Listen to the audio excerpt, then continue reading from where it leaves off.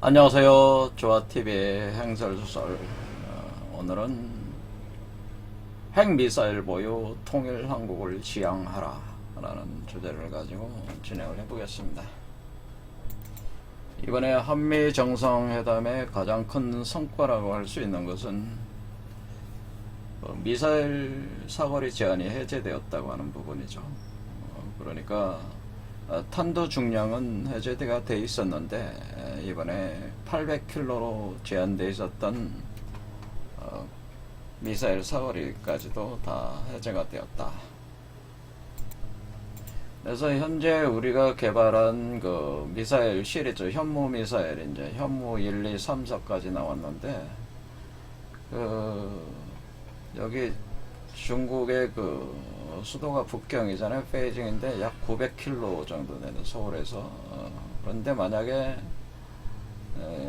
지금 800km, 그러니까 북경 근처까지만 가는 거예요. 근데 이게 해제가 되버리면은 북경, 그다음에 이쪽에 이제는 상해라든가 뭐 이쪽 광저우, 그래서 아주 먼 여기 그 신강 위구르의 우르무치, 그 성도 우르무치까지 그 미사일을 날려버릴 수 있는 그런 사정권 내에 다 들어온다고 하는 거죠. 대륙간 탄도 미사일까지 다 개발해서 이제 탄도 중량도 해제가 되고, 그리고 그 로켓에 있어서 고체 그 연료까지 되는 거기 때문에 액체 연료는 그 미사일을 날릴 때 매번 이게 갈아줘야 되니까 시간이 걸리는데 고체 연료면 바로바로 미사일을 날릴 수가 있다는 거예요. 이렇게 되면은 현재 그 우리 그 한국의 미사일 전력이 세계 한 3, 4위 정도 됩니다. 그러니까 사거리 제한이 있는 경우에도 그랬는데 사거리 제한이 풀리면은 중국이든 일본이든 마음만 먹으면 다 초토화 시켜버릴 수가 있다고 하는 거예요. 그만큼 강력한 어떤 그런 미사일 국가다. 원래 우리 한국인들이 활을 잘 쏘잖아요.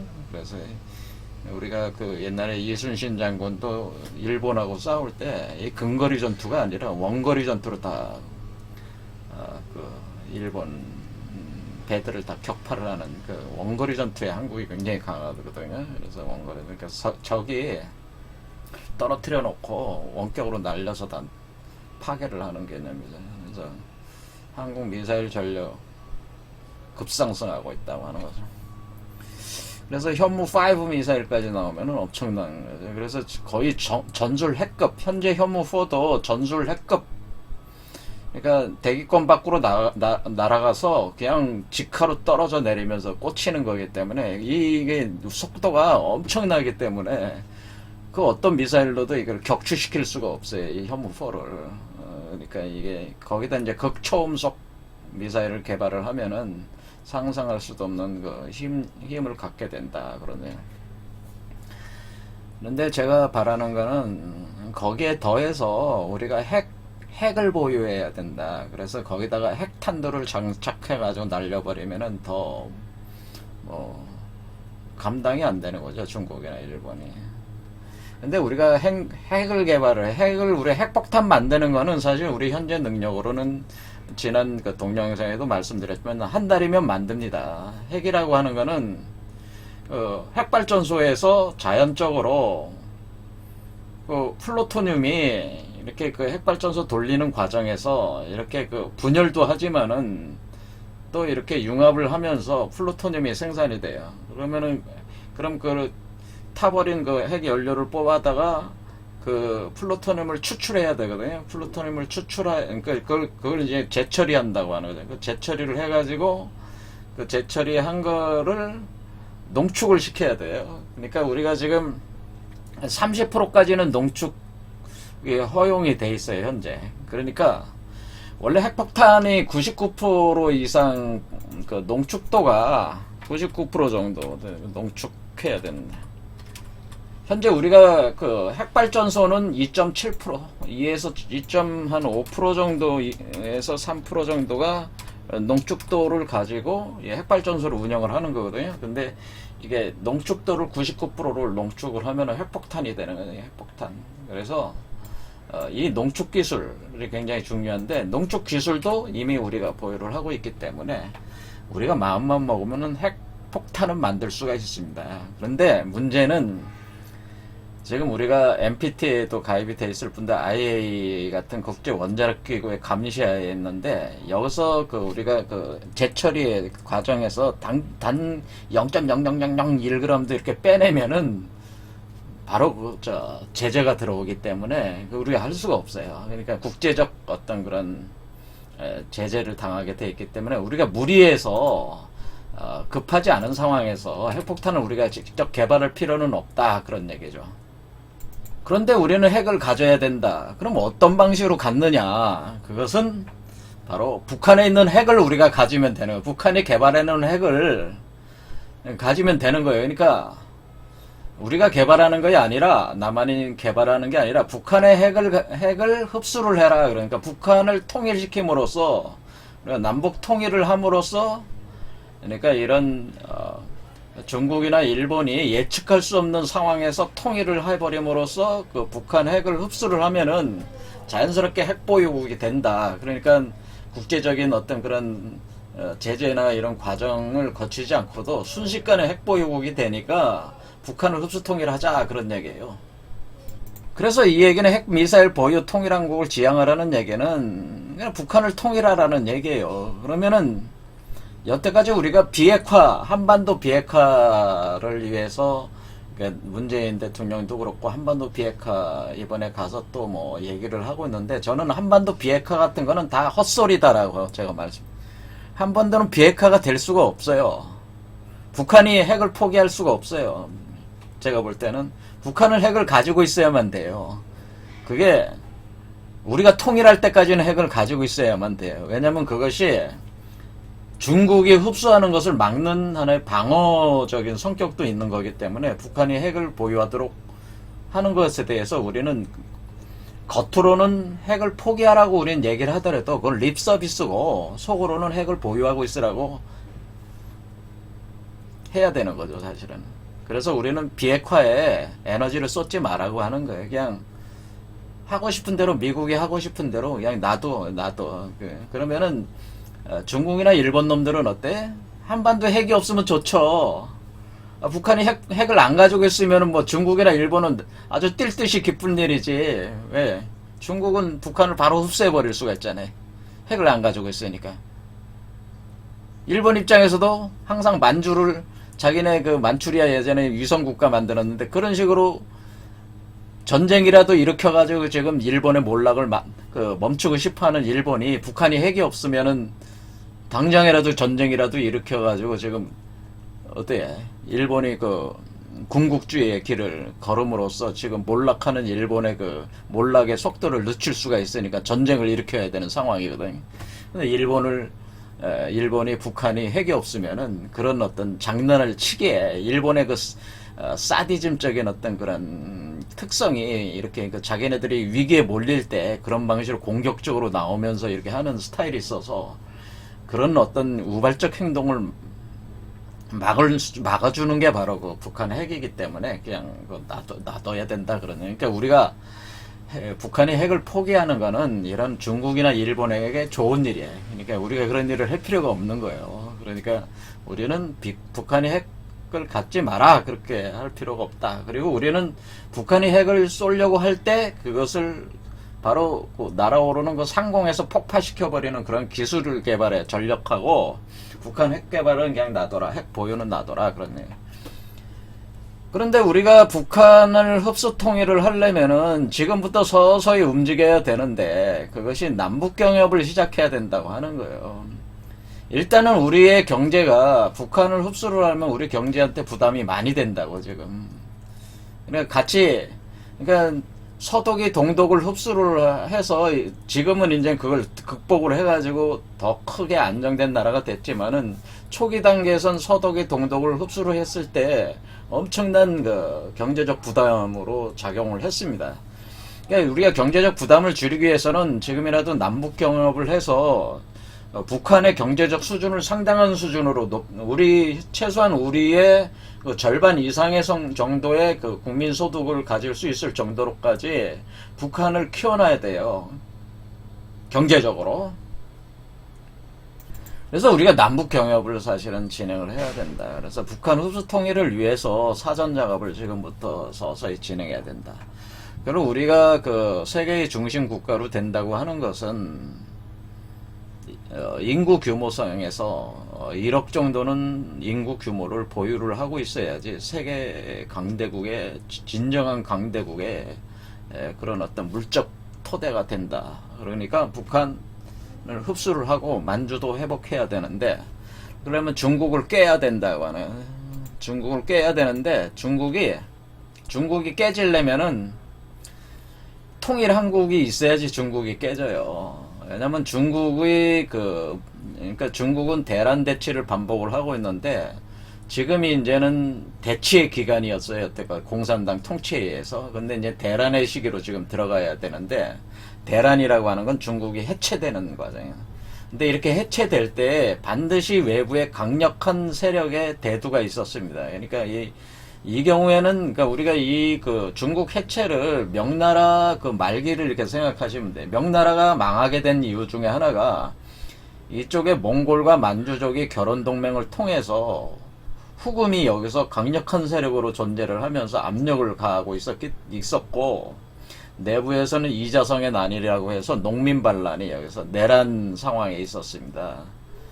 그런데 그 당시에 오삼계라는 친구가 여기 몽골 만주 후금을 방어를 하면서 여기 있었죠. 이게 북부 정구라고 그렇게 보시면 돼요. 북부 정구가 여기서 있었다. 그렇게 할 때에 그 내란에서 굉장히 혼란에 빠지는 거예요, 중국이. 그런데 후금이 이렇게 그걸 막고 있었던 오상계가 답이 안 나오니까 오상계가 이 북부 정구가 후금에 붙어버렸어요. 그러니까 북부 정구가 이게 답이 안 나오니까 독자적으로 나간 거죠. 그러니까 이런 식의 뭐냐면은 일단은 외부에 강력한 세력이 있어야 되는데, 그것이 통일 한국이 돼야 된다고 하는 것이고, 그 다음에 각종 소수 민족이 독립을 해야 된다. 내라는 상황에 들어가야 된다고 하는 거죠. 그러면서 현재 중국의 그 경제적 양극화가 굉장히 심화되고 있기 때문에 자연스럽게 밀란이 발생할 수밖에 없습니다. 왜냐하면 중국이라는 나라가 권위주의 독재 체제이기 때문에 그 민주적인 민주국가로서의 대한민국이 번영하는 것의 압력 때문에 중국 내부에서도 다시 민주화 운동이 일어날 수밖에 없다. 왜냐하면 그런 경제적 격차에 대한 그 내부 백성들의 분노감이 그 밀란으로 표출될 수밖에 없다. 그러니까 이 명나라 말기에 이자성의 난과 같은 농민 반란과 같은 그 밀란이 발생을 한다라고 하는 거죠.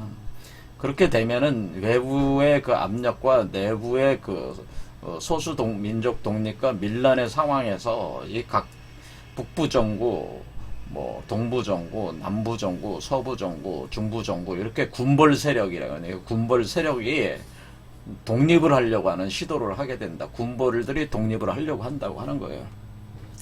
왜 그러냐면은 이 동부 정부나 남부 정부는 경제적으로 번영한 지역이고, 이 서부 정부나 여기는 경제적으로 굉장히 취약한, 그러니까 1인당 국민 소득이 뭐 월급 개념으로 1,000위안도 안 되는 그런 수준이에요.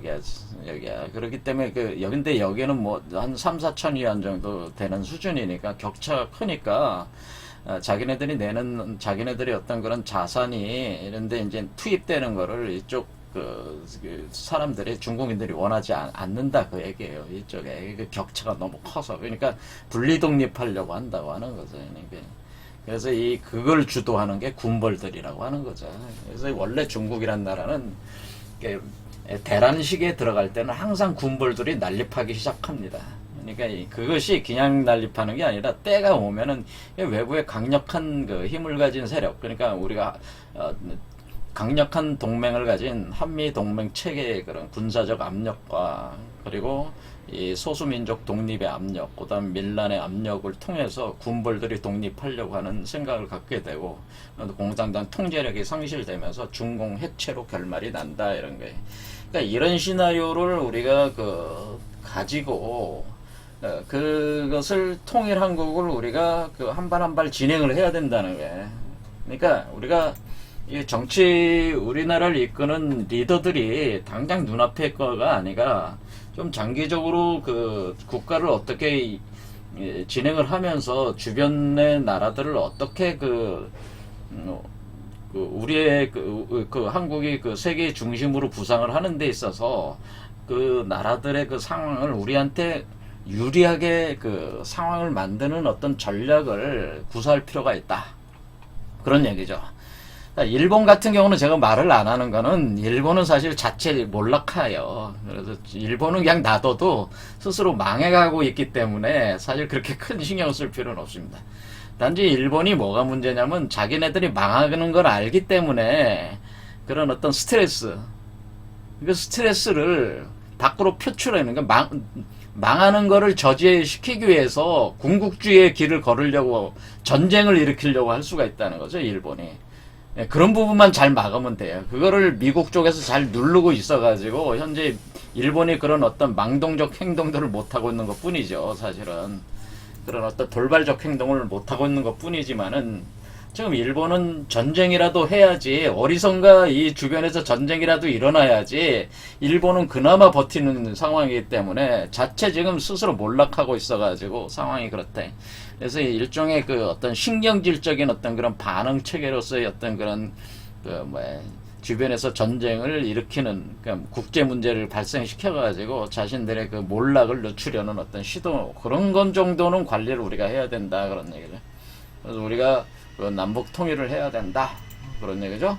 그렇게 하는데 이번에 그 썬김 대북 특별 대표가 임명이 됐다. 그래서 이것도 참 좋은 것이 됐다라고 하는 거예요. 그래서 이 썬김이라는 사람이 그 사실은 그 싱가포르 북미 정상회담 싱가포르를 다 그 관리를 뒤에서 했던 사람으로 알고 있는데, 이 사람이 한국계잖아요. 한국계 한미 주한 대사도 이렇게 지냈었고.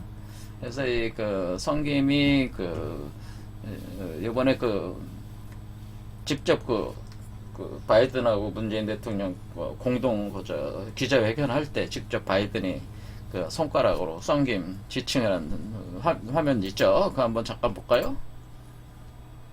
공동 기자회견을 하던 바이든 미국 대통령, 썬김 국무부 동아태차관보 대행을 새 대북 특별 대표로 임명했다는 소식을 깜짝 발표했습니다. And with deep policy expertise, will serve as the U.S. Special Envoy for the DPRK. Ambassador Kim, you're here somewhere today. Stand up, will you? 썬김 대표는 한국계로 주한 미국 대사, 육자회담 수석대표 등을 지낸 대표적인 북핵 통입니다. 2018년 싱가포르 회담 땐 북한 최선희 외무성 부상과 협상 전날까지 합의문을 조율했던 인물입니다. 네, 그래서 우리가 썬김 대표가 이제는 임명이 됐는데, 요 사람이 싱가포르 이거 회담을 공동 성명을 이제 뒤에서 조율을 했다, 뭐 그런 얘기입니다. 그런데 사실 우리는 비핵화는 안 되고 우리는 핵보유로 가야 되니까 일단 전략을 어떻게 가야 되냐면 정경분리로 가야 된다는, 남북 경협과 비핵화를 분리해서 운영을 해야 된다는. 그러니까 비핵화라는 문제는 정치적 문제고 경협 문제는 경제의 문제니까 정경을 분리해라, 그런 얘기예요. 그래서 일단은 미 연락사무소를 평양에 설치를 해줘야 된다, 썬김이 해야 될 일이. 그래서 신뢰관계를 형성해야 된다, 북미 간에. 그러니까 당장 영사관이나 대사관 설치는 좀 먼 얘기더라도 연락사무소는 미국 쪽에서 북한에 설치를 해줘야지 우리가 남북 경협을 이렇게 진행하는데 어떤 명분이 된단 말이에요. 그러니까 미국과의 협조가 가능하게끔 상황에서 진행할 수 있다. 그러니까 썬김이 해야 될 일이 이런 일들이다, 그런 얘기. 그러니까 비핵화 같은 거는 그건 정신없는 얘기니까 그런 거나 생각하지도 마라, 그런 얘기예요. 그리고 그 다음에 히토류 같은 전략 광물자원 개발 사업을 할 필요가 있다. 그러면 지금 중국이 히토류를 가지고 지금 자기네들이 세계 한 8, 90% 공급을 했었는데, 내몽골이나 이런 데서 이제 채굴을 해가지고 했었는데, 사실은 그게 다른 나라들이 안 한 이유가 채굴 과정에서 엄청난 환경 오염이 발생하니까 안 한 건데, 중국이 그렇게 나오니까 이제 히토류들을 이제는 호주나 이런 기업들도 이제 생산을 하는 거죠. 근데 이 히토류가 북한에 많아요. 그래서 히토류 같은 전략 광물자원 개발 사업을 우리가 할 필요가 있다. 이거 왜냐면 전략물자니까 우리가 앞으로 반도체라든가 다양한 그 고성능의 전자기기에 다 들어가는 거란 말이에요. 이게 이 히토류가 수십 종의 그 광물이잖아요. 금속 채들이니까. 그래서 히토류 전략 광물 개발 사업을 우리가 한번 같이 북한하고 진행할 필요가 있다. 그런 거죠. 그 다음에 유엔 제재 대상이 아닌 분야 경력 전개. 일단은 북한은 핵 개발 때문에 유엔 제재가 결의가 돼 있어서 사실은 우리가 그것을 무시하면서 이렇게 할 수는 없잖아요. 그러니까 그렇지만은 경영업은 시작해야 되니까 유엔 제재 대상이 아닌 분야를 하는 거는 그거는 너무나 당연하다. 그래서 그런 부분들을 이 썬김이라는 사람이 그런 부분에서 사실 역할을 해줘야 된다라고 하는 거예요. 그리고 이런 것들이 잘 되면은 나중에 이제 북미 간 종전 선언하고 평화협정 타결을 하게 되는데 이 경우도 핵은 보유를 해야 되니까 이거는 굉장히 먼 얘기가 될 수도 있다. 제가 볼 때는 바이든이 사실은 김정은하고 만날 일이 거의 없을 것 같아요. 왜냐면 그 만난다면은 종전 선언과 평화협정 타결 때문에 만나는 건데 그거는 뭐 핵을 가지고 있는 한은 그거는 바이든은 원하지 않을 것 같아요. 그러니까 이거는 좀 먼 얘기긴 하지만은 결국은 이런 방향으로 가야죠. 그러니까 이 이전에 북미 간 종전 평화협정 타결에 맞춰서 바로 통일 작업이 들어갈 수 있게끔 상황 조건이 돼야지 된다는 거죠. 그래서 결국 우리의 목표는 핵보유 통일 한국과 강력한 한미동맹을 통해서 중국을 해체하고 세계 중심이 된다는 세계 중심 해체하고 세계 중심으로 세계 중심 국가 세계 중심 지향한다. 이렇게 가야 되네. 그래서 우리가 우리 앞을 갚기를 막는 나라가 지금 중국과 일본인데 일본은 사실 별 볼 일이 없는 나라예요. 그러니까 뭐 별로 크게 신경 안 써도 되고 관리 잘하면 되고 단지 중국과 이제는 전쟁을 각오하는 그 어떤 그런 굉장한 용기가 필요한 결정들이 많이 필요하다. 그래서 다음 대선에 어떤 대통령이 될 것이냐 뭐 이런 부분도 굉장히 중요한 문제라고 생각을 합니다. 자, 오늘 여기까지 하겠습니다. 감사합니다.